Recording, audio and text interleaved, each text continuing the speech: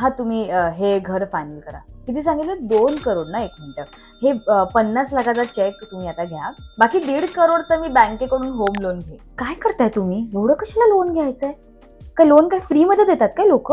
तेवढं इंटरेस्ट पण तर द्यावं लागतं ना बँकेला. अगं बाबा, मला माहिती आहे. 1.5 करोडच्या लोन वरती 60% हिशोबाने 2.8 करोड आपल्याला बँकेला परत द्यावे लागतील आणि आपली 1,16,000ची EMI बनेल. हेच तर मी सांगते, बँकेला डबल का द्यायचं? आपल्याकडे पैसे आहेत की. अगं, मी या 1.5 करोडला निफ्टी 50 इंडेक्स फंड मध्ये टाकणार आहे आणि तिथून मी माझी SWP सुद्धा चालू करणार आहे. जेवढ्याची EMI असेल तेवढ्याची SWP. सो EMI ची टेन्शन संपली. पण हे सगळं केल्याने काय फायदा होणार आहे? अगं, फायदा असा होईल की इंडेक्स फंडने जर पुढच्या 20 वर्षामध्ये मला 12% रिटर्न जरी दिले ना, तर असं केल्याने माझे 20 वर्षात 5 ते 6 करोड रुपये बनतील. ते पण सगळे EMI आणि लोन दिल्यानंतर. एवढं सगळं तुम्ही कुठून शिकलात? बी किफायती मराठीकडून शिकलो.